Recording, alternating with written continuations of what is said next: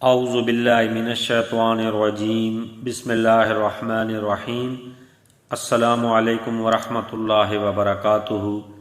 حضرت مالک بن دینار رحمۃ اللہ علیہ فرماتے ہیں کہ میں ایک مرتبہ بصرہ کے جنگل میں جا رہا تھا۔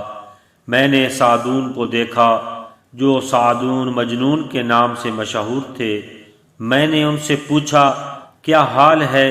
کہنے لگے ایسے شخص کا کیا حال پوچھتے ہو جو صبح شام ہر وقت ایک طویل سفر کے لیے تیار بیٹھا ہو اور سفر کے لیے توشہ کسی قسم کا بھی ساتھ نہ ہو، نہ کوئی سفر کا سامان سواری وغیرہ اس کے پاس ہو، اور اس کو ایسے مولا کے پاس جانا ہو جو نہایت عادل بڑا کریم ہے، اور وہ لوگوں کے درمیان اس وقت فیصلہ کر دے گا۔ یہ کہہ کر وہ بہت زیادہ رونے لگے۔ میں نے پوچھا کہ رونے کی کیا بات ہے؟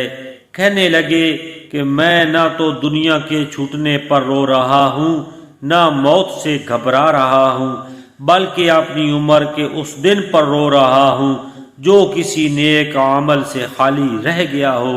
خدا کی قسم مجھے اپنے سامان سفر کی کمی رلا رہی ہے۔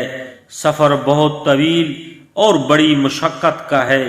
بہت سی گھاٹیاں اس سفر میں پیش آتی ہیں، اور میرے پاس سفر کا کوئی بھی سامان موجود نہیں ہے، اور اس سفر کے سب مصائب برداشت کرنے کے بعد یہ بھی پتہ نہیں کہ جنت میں جاؤں گا یا جہنم میں ڈال دیا جاؤں گا۔ میں نے ان سے یہ حکمت کی باتیں سن کر کہا کہ لوگ آپ کو مجنون کہتے ہیں، آپ تو بڑی اچھی باتیں کرتے ہیں۔ کہنے لگے کہ تم بھی دنیا داروں کے کہنے سے دھوکہ میں پڑ گئے۔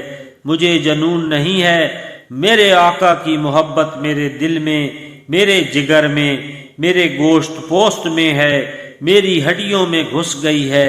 اس کے عشق میں حیران و پریشان رہتا ہوں، اس کی وجہ سے دنیا کے پاگل مجھے مجنون کہتے ہیں۔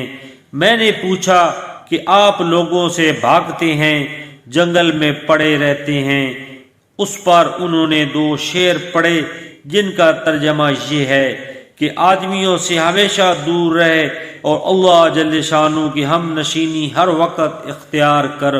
تو آدمیوں کا جس حالت میں دل چاہے تجربہ کر لے، تو ہر حالت میں ان کو بچھو پائے گا کہ تکلیف پہنچانے کے سوا ان کا کوئی کام نہ ہوگا۔ اللہ رب العزت سے دعا ہے کہ اللہ رب العزت ہمارے دل سے دنیا اور دنیا کی چیزوں کی محبت نکال کر اپنی محبت ہمیں نصیب فرمائے۔ آمین۔ جزاکم اللہ۔